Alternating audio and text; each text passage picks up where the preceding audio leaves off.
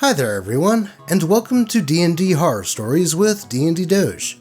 What happens when a dungeon master takes a Dungeons & Dragons game and turns it into his personal outlet for fetish content? Well, the next DnD horror story. To the post. Gunnar Dungeon Master couldn't help themselves and derailed their entire game. By Reddit user Red Hot Owl. The fact that this sort of thing has been an issue 2 out of 3 times I've attempted to join an online Dungeons & Dragons game is kind of wild. At this point, I can't tell whether I'm just a prude, joined the hobby too late, have terrible luck, or if it really is that common of an experience. When I think Dungeons & Dragons, the last thing that comes to mind is dating drama and forced romantic arcs. Sure, that stuff can be a part of a game, but unless you specifically advertise the campaign as such, I feel like most players don't expect it to devolve into a poorly written smut novel. The first time I tried to join an online Dungeons & Dragons game, I already posted about. But to sum it up, it never actually got going because the Dungeon Master basically decided that my halfling wasn't quote-unquote hot enough. Apparently that mattered a lot, because she planned for everyone to get flirted with at some point. The second attempt was uneventful. Scheduling just didn't work out. I guess third time wasn't the charm either, as it's probably been my worst experience yet. Once again, at the start, everything looked fine. The group seemed beginner-friendly, had a healthy mix of roleplay and combat, and most players were European, which was a big plus for scheduling. The Dungeon Master seemed nice enough, at least no glaring red flags or anything. They did come across as a bit Tumblr-ish. No offense to anyone, I honestly don't know how else to describe it. Constantly gushing over fictional ships and character designs, but I didn't think much of it. I've played with people like that before, who were still perfectly capable of handling serious, mature characters when it mattered. Also, I'm not sure if I've mentioned this explicitly in any of my previous stories, but as an ace person, I've learned to remind myself that just because that kind of stuff doesn't interest me, it doesn't mean I get to judge anyone for enjoying it.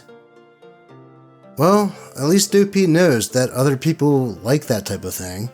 Sure, they don't have to partake in that form of roleplay, but at least OP knows that the world doesn't revolve around them or their sensibilities. This time I went with a tiefling druid. Kind of an odd combo, I know, but I had a solid backstory in mind. The Dungeon Master even encouraged it since the game wasn't supposed to be min-max focused. We actually made it past Session 0, which was already a rare victory. I won't bore you with the details, but things kicked off with a pretty standard setup. The town where we all met got attacked. We fought our way out, and we ended up tasked with delivering a dying NPC's important message to a relative up north. Nothing groundbreaking, but I liked it. For the next week or so, things went smoothly. Sure, the main goal was pretty straightforward, but to the Dungeon Master's credit, there were enough side dungeons and encounters to keep things interesting, and those quiet camping moments were a good chance for the player characters to get to know each other. And then it happened. The plot twist that changed the entire vibe of the campaign. After accidentally rescuing what turned out to be some powerful hellspawn from its prison, we were forced into a contract that basically assigned each of us our own personal devil patron. Think Mazora from Baldur's Gate 3, who granted certain buffs. Honestly, not a bad hook. And since my character was a tiefling who had rejected his infernal side by embracing druidism and self-isolation, having that connection forced back into his life was satisfying from a narrative standpoint.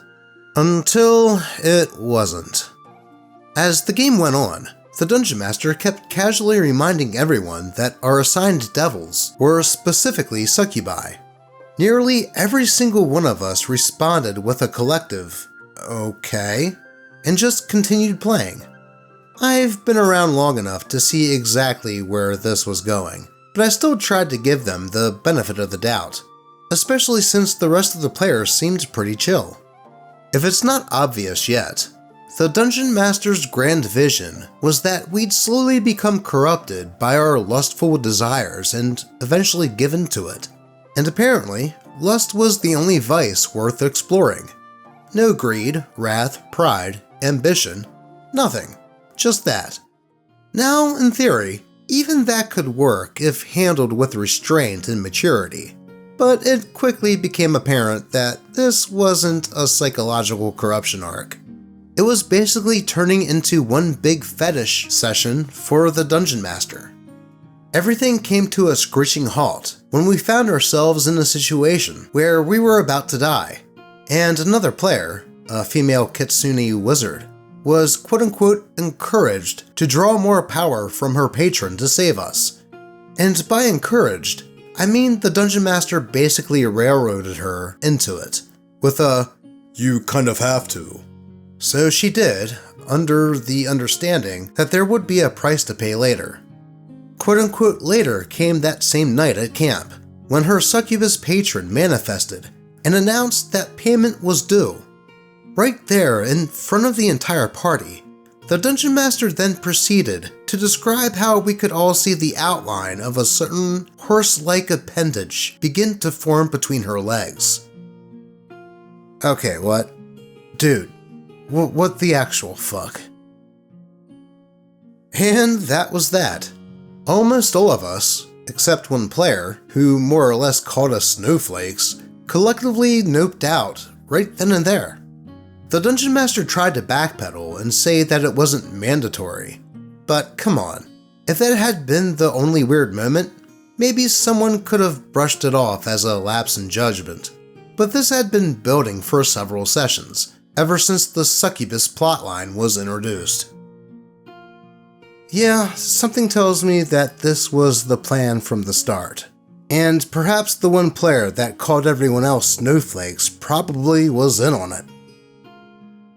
Shout out to the 3 people from that game who stayed in touch and invited me to another Dungeons & Dragons group that they swear is at least normal. So here's hoping I finally get to experience a full campaign. TLDR, Dungeon Master derailed their own campaign with increasingly blatant fetish content, and most of the group leave as a result. For those thinking, why not try a local group? Trust me, I would love to, but there aren't any nearby I could realistically join.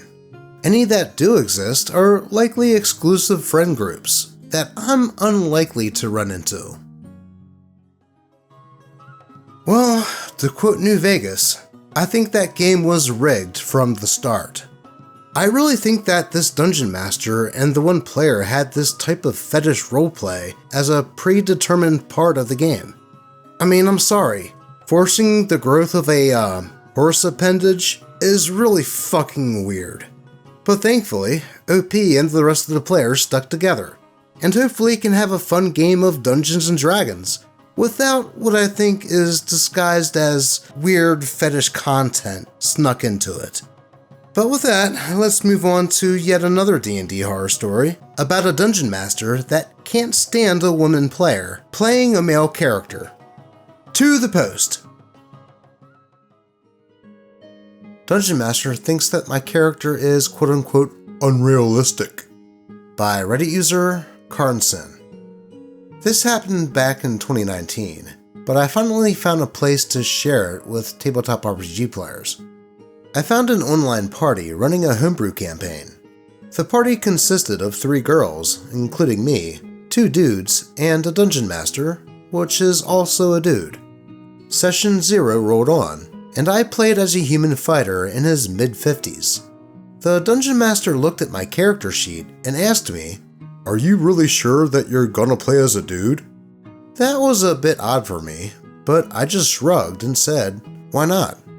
Sessions 1 through 3 went smoothly, until Session 4. We were trapped in the Feywild, and with the wacky magic, the Fey made the party's genders swapped. The sorcerer became a girl, bard became a dude, yada yada yada. My character also got turned into a chick.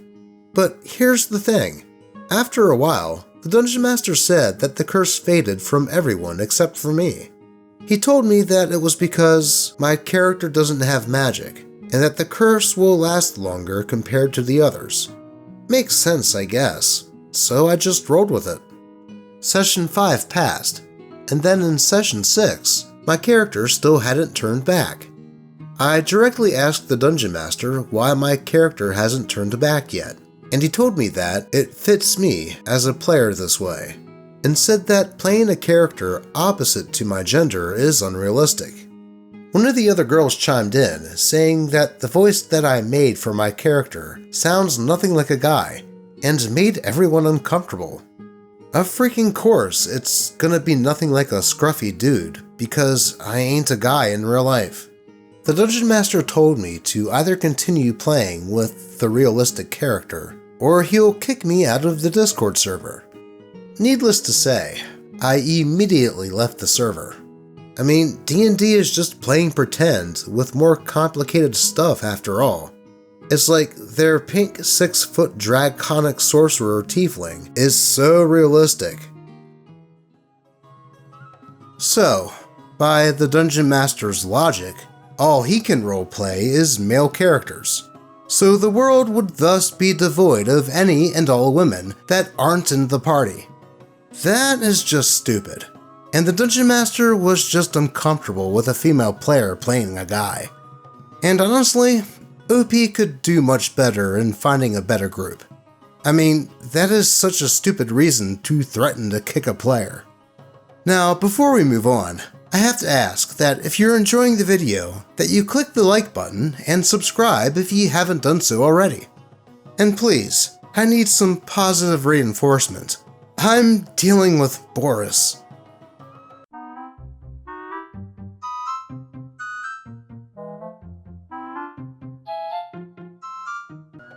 See what I mean? So, with that, let's continue to a D&D horror story about a Dungeon Master that doesn't care about a player's fun. To the post. I ask, why can't I play the character I want? So they kicked me out. By Reddit user, AloneChemical5281.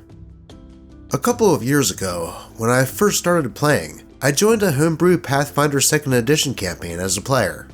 There were 4 of us plus the Dungeon Master, and 2 of the players were already friends. Maybe brothers, but I never asked. During Session 0, everything seemed fine. We all talked about our expectations and our character ideas. I wanted to play a thaumaturge because it looked like a fun class, something different from the usual Dungeons and Dragons options.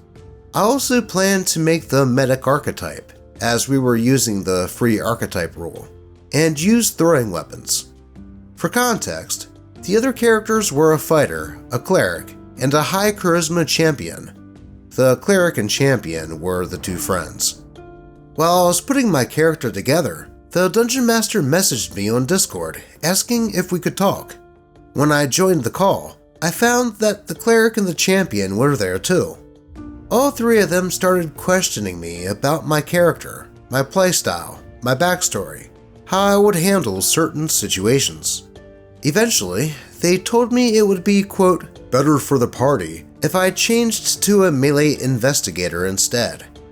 They kept pressuring me, saying that the party needed it, and eventually I gave in and made a new character sheet as an investigator. The campaign started, and honestly, I was not having a lot of fun. I had lots of abilities, and I was for sure useful in the group, but every time I took an action, I kept thinking about what I could have done as the thaumaturge that I originally wanted to play. It made me really stiff during roleplay too.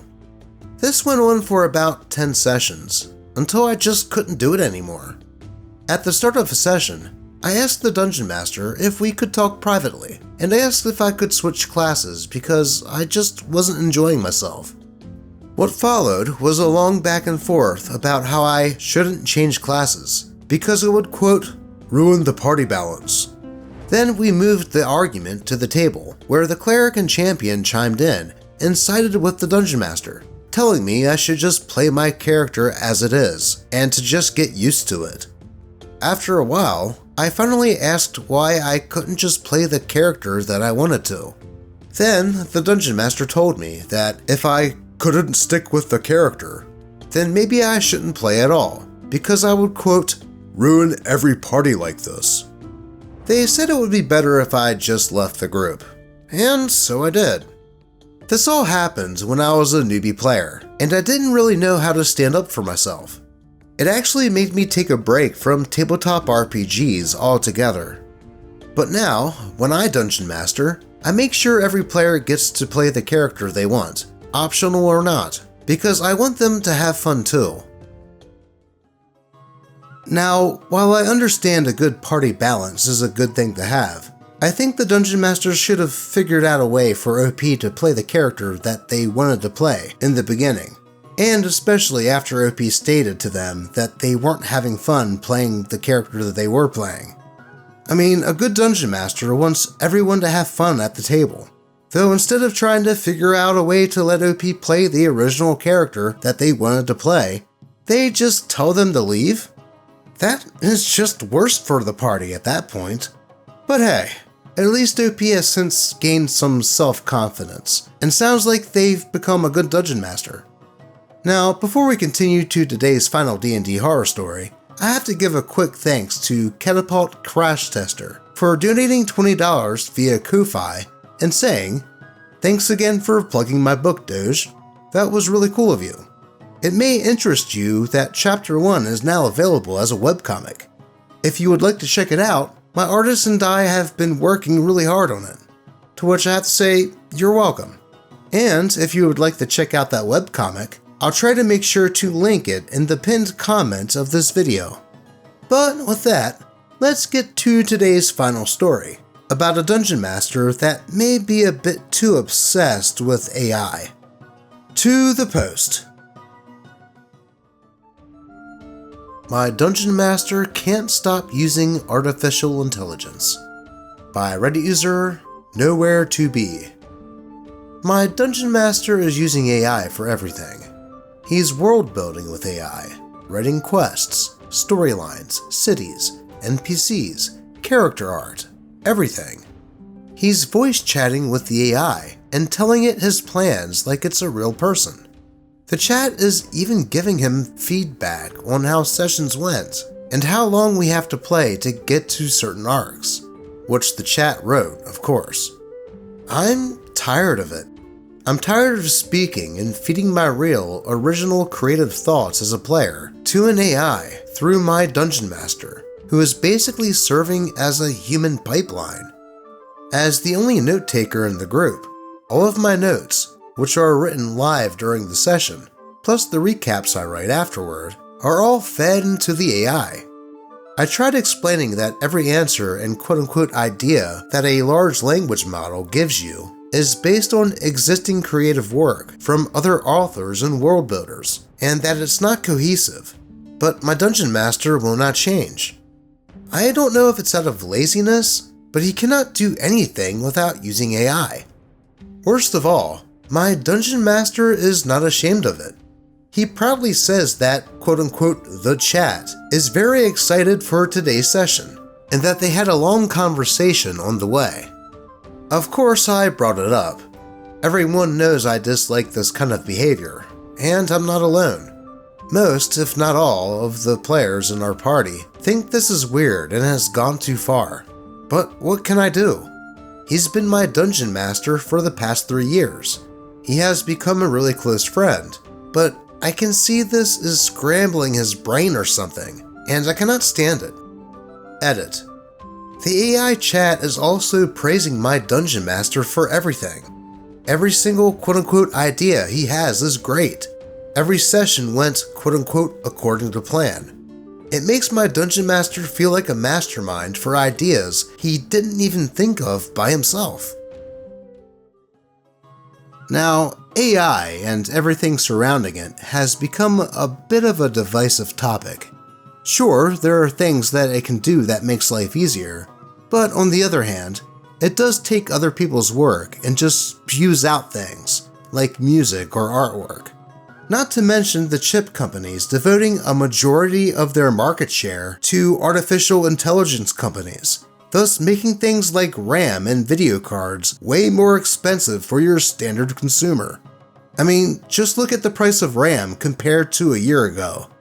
Then there's this whole AI psychosis thing, which is real, where people are replacing in real life friendships with AI chatbots and treating them like real people, which kinda sounds like what's happening with this Dungeon Master. Heck, I mean, there are people now that are romantically attached to large language models, and it's, to be honest, really weird and dystopian. So the best thing I could say about this particular story is to just, I don't know, I guess have an intervention with the Dungeon Master? I really have no idea on how to deal with this, as it's a new thing, and I'm not a psychologist. I'm just a dog on the internet, reading DnD Horror Stories. So, what would you all suggest here? But with that, that is all I have for you today. As always, I appreciate all of you, and hope that your games remain horror story free. Until next time.